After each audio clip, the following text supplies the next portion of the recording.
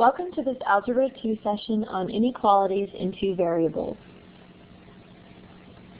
Today we're looking at drawing the graphs of linear inequalities in two variables and also writing linear inequalities in two variables given a graph. So here are some steps that you can follow when you're graphing an inequality. If you can graph a linear equation, then you can graph an inequality. The first thing is that you want to solve the equation for y if necessary. You don't always have to do that. We've learned in the past how to graph an equation that's in standard form, so you can do it either way. 2, graph the equation as if it contained an equal sign. 3, draw the line solid if the inequality is less than or equal to or greater than or equal to. Draw the line dashed if the inequality is less than or greater than. And you can see the difference here. A solid line means that the points along the line are included in that solution set. So you have the equal to underneath. Ones that do not, that means that the points along that line are not included in your solution set. Then you pick a test point. You want to pick a point that is not on the line. And a good test point is always 0, 0. So I always use 0, 0 unless the line is actually going through that point. Then I have to pick a different one. If the point makes the inequality true, shade that side of the line. If the point does not make the inequality true, then shade the opposite side of the line. So the first one that we're going to look at is y less than or equal to 3x minus 1. So I'm going to follow the steps that we just talked about. This is solve for y. So what I'm going to do is make it y equal to 3x minus 1, and I'm going to graph that. Now we can use a variety of ways to graph it that we've discussed. You can find x and y intercepts, you can make a table, you can use the y-intercept here and the slope, and that's the way that I'm going to do this one. So I know that my slope is 3. My y-intercept is -1. So remember, when we graph in this way using the slope and the y-intercept, we graph the y-intercept at 0, -1. Then we use our slope, which we can also write as 3 over 1. We'll be counting up 3 units and to the right 1 unit to get our next point. So counting up 3, 1, 2, 3, and over 1. Up 3, 1, 2, 3, and over 1. And that gives us points that we can use to draw the line. Now, before I draw my line, I have to look at my inequality sign. Is it an equal to or not? This one, it has the equal to underneath the inequality symbol. So I know that I'm drawing a solid line. So I'm going to draw a solid line through those points.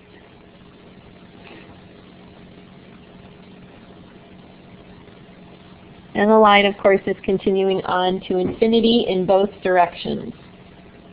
Now, from there, I have to decide, because this is an inequality, I have to shade one side of the line or the other. So all of the points on this side of the line will make this inequality true, or all of the points on this side. So what I'm determining is, all I need is 1 point in order to figure that out. So I'm going to pick a test point.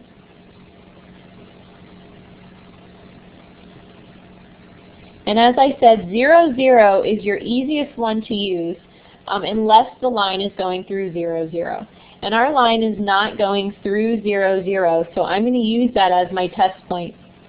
So I substitute 0, 0 into my inequality, y less than or equal to 3x minus 1. I'm going to substitute the zeros in. So I'll have 0 less than or equal to 3 times 0 minus 1. So I have a 0 less than or equal to -1. And that is false. That is not a true statement. 0 is not less than or equal to -1. So that means that the point 0, 0, when I put it into this inequality, does not work. So that means all of the points on this side with 0, 0 are not part of my solution set. So therefore, I am shading this side of the line. So I don't have a good way of shading, so it's going to kind of look a little scribbly. But we're going to be shading, and you need to do this. You need to show the shading in some way. So we're showing that this side of the line is part of my solution set for this inequality. Next, let's take a look at graphing y greater than -3. So what I'm graphing first is y equal to -3. And we know from our work with graphing, when you only have one variable equal to a number, those are some of your easiest graphs to do. Y equal to -3 means that I'm going to go to -3 on the y-axis, and I'm going to draw a horizontal line through that point. Now before I draw the line, again, make sure you check the inequality symbol. It does not have the equal to line underneath, so that means that I need to make a dashed line.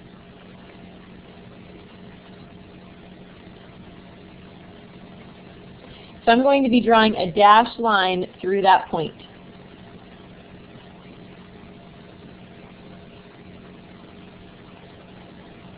And that is my line for y equal to -3. Now, I have to decide which side of the line gets shaded, which side of this graph works in my inequality. So I'm going to pick a test point, and I'm going to pick 0, 0 again. Although we don't need to use both zeros because we only have the y. So I substitute the 0 in for y. And I'm looking to see, is 0 greater than -3? That is a true statement, and 0, 0 is right here, of course. So that means that I am shading the side that contains 0, 0. So I will be shading this whole region here of the coordinate plane. So all of those points above the line are greater than -3.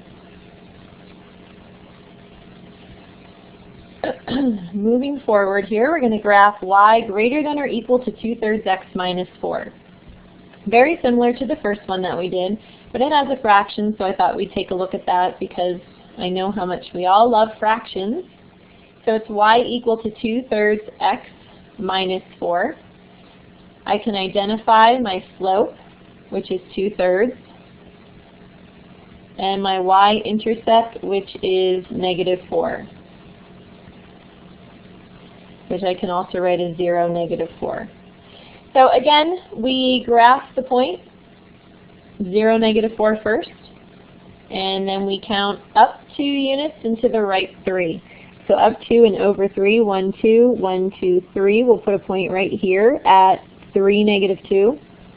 And then up 2 and over 3, we'll put a point at 6, 0.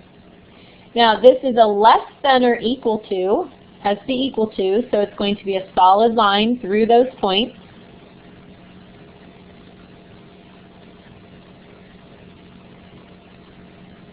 My line's a little bit off, but I'm going through those points to draw my line, and then I need to pick a test point.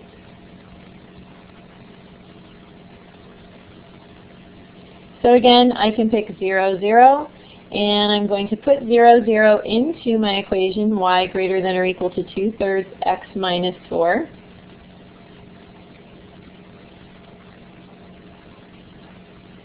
So I want to know if 0 is greater than or equal to 2/3 times 0, oops, right here, minus 4. So 2/3 times 0 is 0, so I get 0 greater than or equal to -4. And I want to know if that's a true statement, and it is. 0, 0 is right here, so that means that I am shading the upper portion of my coordinate plane, the upper half of this line. So I'm going to shade that in.